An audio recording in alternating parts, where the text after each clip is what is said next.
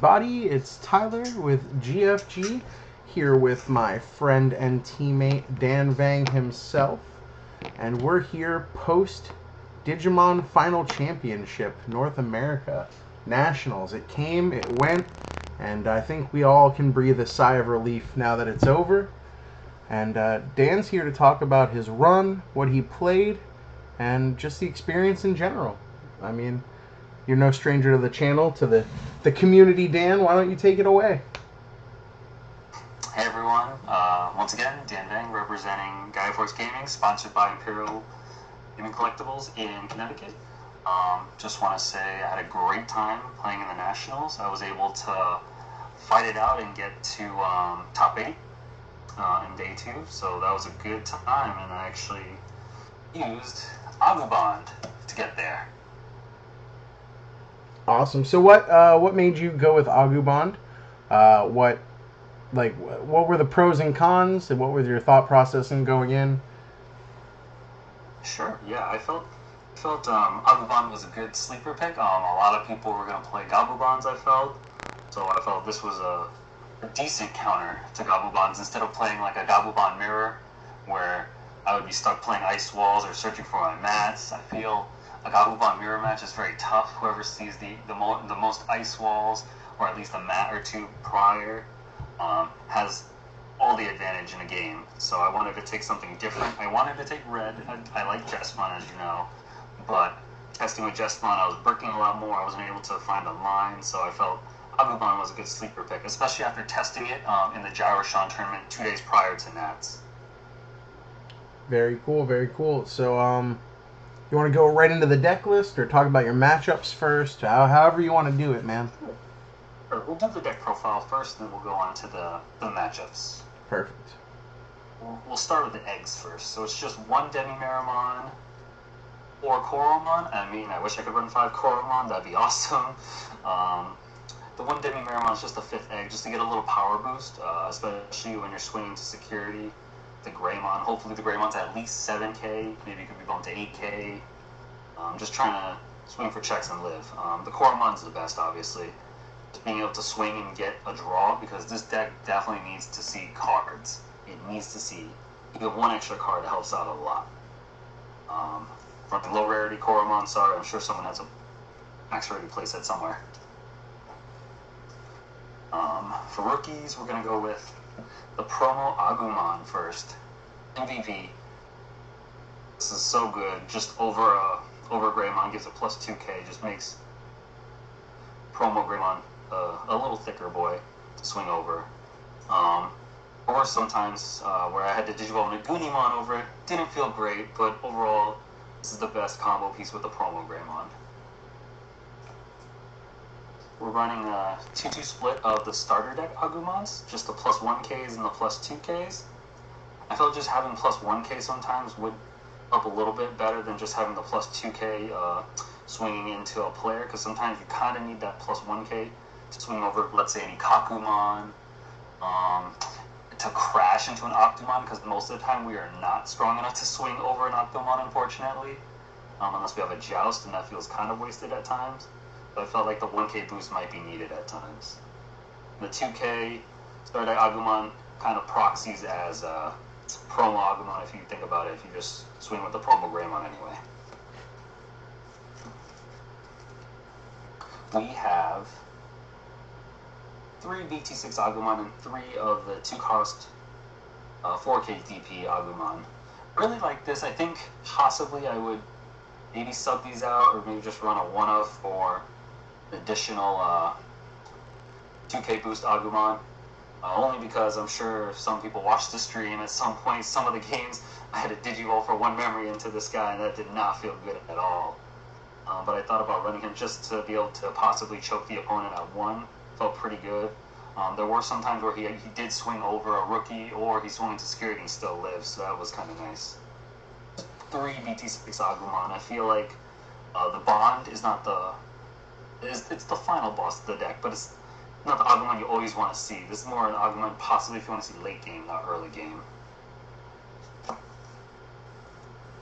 Final red rookies, 2 Agumon Expert.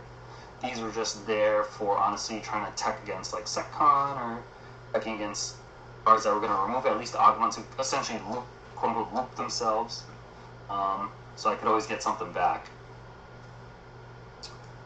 And obviously, onward to the MVP of the deck. This guy put in too much work. The promo Greymon. I don't know what you can say. This guy was swinging for 7K, 9K. At one point, I think he was like 10, 11K one time. So good. If you swing through your opponent's security, 2-3 checks, and he's still alive, that's the big problem for most decks this format.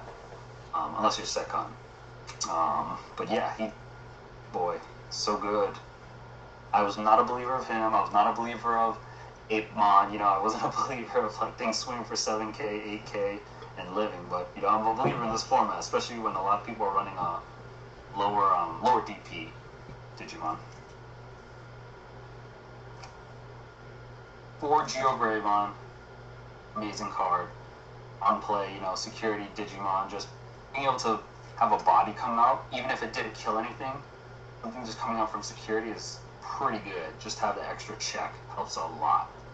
And obviously, since it's Geo Greymon, he can kind of help, you know, move up my memory if I had a Marcus out, or it just felt good just to have a 5K on board, just to swing over stuff. He did die a lot though.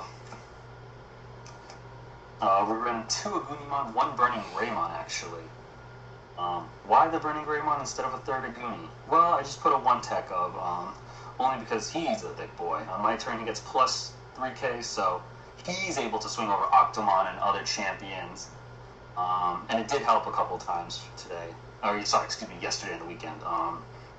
There was a time where I actually jousted him and swung like +1, and he was like 11, and he lived, and then the opponent kind of had to either crash into him or figure out a way to get rid of him. So it was nice.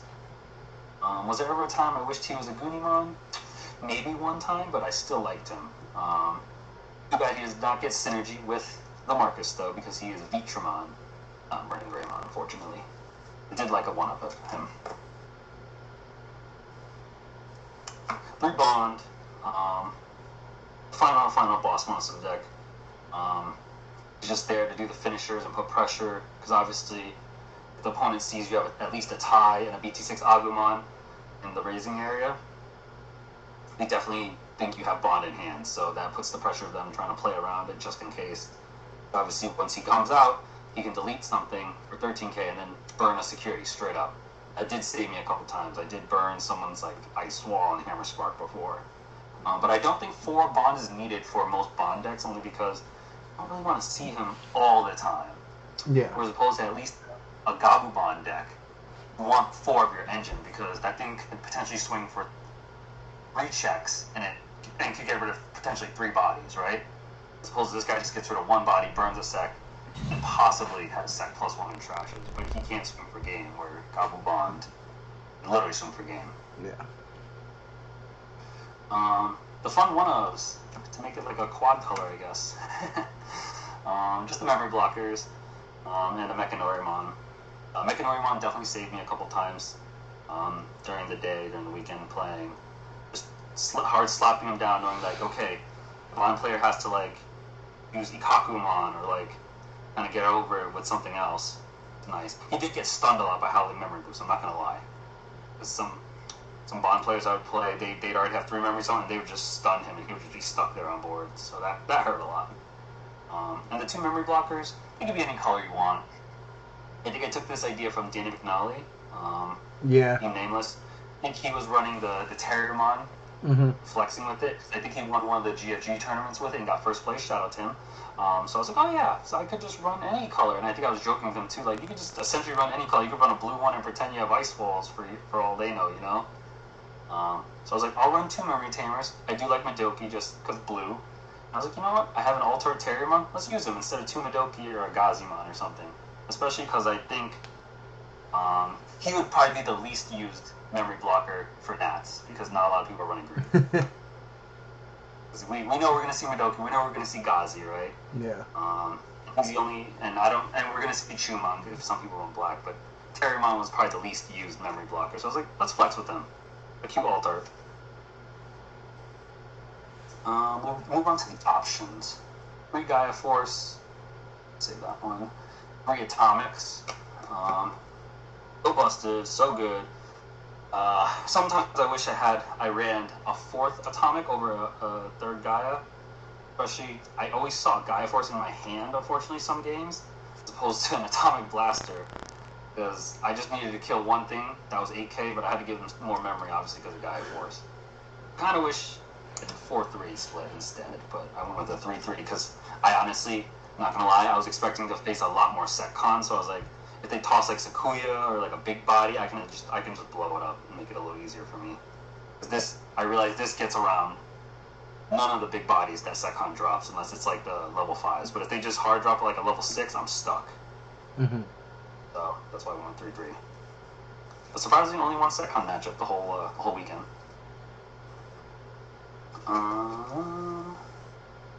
3 Lightning Joust. I'm sure people saw it on stream. At one point, I was able to double Lightning Joust. I've never been able to triple Lightning Joust. I'm sure that's busted. Shoutouts to anyone who's ever been able to do that, or quadruple Lightning Joust. But yeah, Lightning Joust just makes the promo Greymon just a little stronger and a little safer. Just being 7k or 9k sec plus 1 or 2 is a good comfortable area. Going to 11, you feel pretty safe busting into anything, honestly. Especially this format. Not many decks will have anything 11k or higher in security, or at least you can check through a couple of them before it dies. Sometimes. The one-ofs is the Gravity Crush and the Trident Revolver.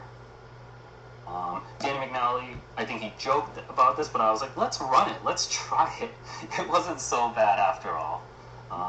But sometimes I did wish he was atomic. I think I only got the Tamer +1 off Trident Revolver maybe like 3 times? So sometimes I wish this was atomic, because obviously atomic costs 5 and can board wipe essentially 2 to 3 monsters as opposed to just 1. Gravity Crush, great tech. Sometimes I wanted 2, but I didn't find the space, and sometimes it was just insecurity, so it hurts. But sometimes you just have to be able to Gravity Crush and gain some memory to go for game. Especially, you bond, maybe you only have 1 memory left or 0 memory left. You can Gravity Crush and possibly hybrid for game, so that's always a clutch move. Rounding out the last cards of the deck. For tie, Marcus. You need the tie just for the bond and the ability to just draw and gain memory. This helps so much, especially if you can combo with Marcus, right? You're able to at least go to 3, promote, go to 4, and if you have a Greymon, you can swing, gain a memory back. This is a really nice memory combo that can't be blocked by any memory blockers, so that was really nice to have. I think I tried it with 3 Marcuses before, but at the moment it kind of felt clunky. Some of the games I think on stream 2 you saw me just play 2 Marcuses and kind of felt like There was I think maybe 1 or 2 games where I had double Marcus and I swung with Geo Greymon or Greymon and I was able to gain 2 memories, so that felt nice. But I think this is a nice split for the deck. Very nice. And that is the deck profile. Awesome. So do you want to talk about just your run in Nats, like your day 1, day 2, top experience? Sure. Yeah, sure. So day 1 I'll go through the order of what I played, and then I'll sum up the score, I guess. I don't know what the word is right now, but so round 1 I went against D-Brigade, I went against Setcon, then Jesmon, Agubond, a Musket, an Agubond, a Jesmon, a D-Brigade, and a Agubond. So those were my 9 rounds. The only losses I had are round 2 to get to security control, and round 4 loss to Agubond. And the Agubond player was BBJC. I think he's a streamer, and I think he's from the West Coast. And he was the one who I think got 4th place at the Jaroshan tournament on that Thursday where I ran Agubond. Great player. He literally 2-0'd me. I think he 2-0'd me so fast that day. So I ended my day with a 7-2 record. But round 4 I was X2, so I had to keep winning every game to make it to day 2. So that's scary. Long and stressful. Fun, but still stressful because I was on the bubble every round for a really long time. Day 2, I went against 3 Gabubons, a Black Toolbox, a Diaboromon, and then Lilith Loop for the 6th round. won the first 5, and then obviously if everyone watches Wang Zero's stream on the official Digimon, which went to a good game 3, but unfortunately couldn't close out against Loop. Luckily, we were able to make top 8 anyway, and had a rematch against Loop, and then got swiftly 2-0'd. And anyone who didn't watch that, good run. anyone who didn't watch that match, check out the VOD, because that game going in the last round of Swiss with you and Ying was like the best Digimon game I've ever seen. Yeah, it was awesome. Me and Ying were sweating. Yeah, so if anyone has a chance to go watch it, I think it's on twitch.tv/Digimon_TCG_EN. Yeah, that's the link. So go check it out. I think it's the last round of Swiss, so I don't know what hour mark it is, but it was a really good back and forth. I think that was a really good match, and I was super nervous the whole time. Ying obviously is a great player. Shout out to him for getting the 3rd place spot with his Lilith Loop deck. So yeah, that was Nats. We're finally done. We could be a little less sweaty, at least until Card Fest. And I mean, what are your thoughts on the format? Because like a lot of people were less than enthused after day 1 of Nats, and I had a great time. I bubbled out. I tunnel visioned, but that's the game sometimes, and I had a great time playing at this level. I think it was a good, successful first. It was like our biggest, most competitive event in Digimon 1 year in, and I think the community really is just like the shining star of this card game. Like, this community is so great. Yeah, I totally agree. I think this format it's a very tough format in my opinion. It's a lot of who has more ice walls and dodging your worst matchups. Like, so personally, I think my worst matchup is SecCon. I only played it once and I lost to it. Who's to say if I played another SecCon in the later rounds if I actually would have won that or not? That is the tough part. And like I said, I didn't take Agubonds because I didn't really want to deal with like an ice wall mirror. That's kind of rough. And as we saw, especially in the finals, shout out to Brent Sosa and Chungman. That was tough. It was just ice walls back and back, back and forth. So it's tough, and I didn't really want to deal with that. I think next format will be a little more fun, a little more creative, especially because now we know ice wall obviously is going to get limited soon. So it gives a lot more openings to decks to running other cards. Yeah, I'm really excited for next format. I think I'm ready to see what North America and Europe and Latin America for that matter come up with for like cool, interesting decks with the restricted list that Bandai gave us. Yeah, I think it'll give a lot more room for growth and creativity, right? 1 ice wall, 1 reinforced, no MDF, but people can still run loop with a win rate and make it work somehow, right? Someone's gonna make it happen. Yeah. I don't think MDF would make loop a problem. I think that MDF Susanumon would have been just absolutely. Oh, thank goodness. Yeah. Oh, that would be busted. MDF to just, hey, Susano for free, or for 1, I should say. Yeah. That's like amazing. Yeah. So that's not gonna happen. I'm definitely glad that's not happening. So yeah, thanks for sharing the deck. I know a lot of people wanted to see it. There's still a little bit of time in this format. Try out Agubond. It is. Yep. If I had more practice with the deck, it was the deck that I would have taken, for sure, because I thought it was really very, very strong, and especially I know you shouted out Danny McNally already, but he's actually one of my locals, and he's been playing it forever and just wrecking with it. Like, just doing so well. Yeah. So, shout-outs to him for being probably the best Agubond player I know, honestly. And, congrats. Give a shout-out to the other Agubond players that helped inspire my list, though. Do it. Danny Pinelli, Giovanni Hernandez, Nobu. Say again? I said Nobu. Nobu, Grayson, Ethan Slaughter, like everyone who's just kind of winning with Agubond, just, showing me their list, helping me tech out and learn from their matchups, definitely helped out a lot, because obviously I would not have confidence to play this deck without any of those guys winning and learning and playing, honestly. So I would have been like, oh, you sure? Promo Greymon? Because like I said, possibly earlier in this video, I was not really a believer of the Greymon Sec +1, you know, and X proved me wrong. Yeah, Same thing before with 8mon, right? I wasn't a believer in 8mon, but hey, 8mon swinging for 8K, never mind, amazing. yeah, for sure. We're super lucky to just have like so many great players that we get to test with and pick their brains, and just like are close with because of this community and card game. Like you said, just even not even just Agubond players. Like I was playtesting with a ton of people for Nats.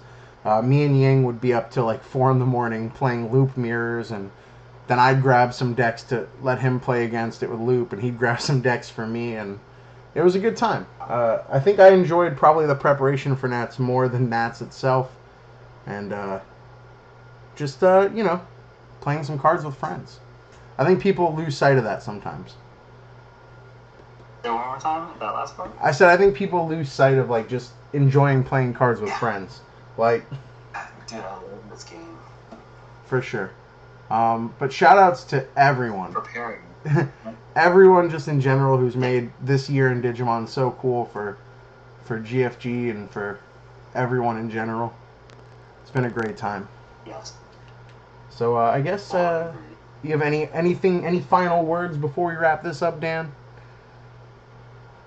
If I didn't say so already, shout outs to the team, Gaia Force Gaming, shout outs to Imperial Collectibles, the sponsor, the boys, shout out to Digital Academy, the Losers Vault, Nameless, all the boys we test with in the group chat and all the discords. Everyone just wants to get better at this game. Like honestly, I wouldn't be better at this game unless I had all these people who would challenge me, play different ideas, show me the creativity, and actually, you know, just make me feel like I belong, you know? Because at the end of the day, this is still about a community, and you play this game because you like the game. Let's be realistic.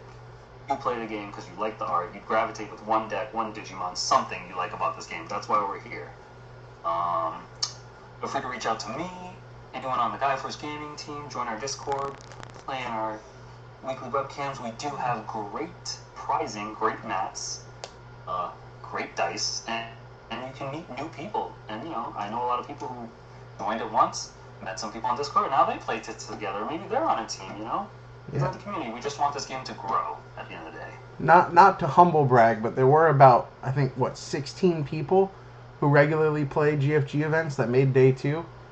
It was crazy. Such a cool thing to see. And and that's just from the names I recognized from like every week attendance. Like yeah.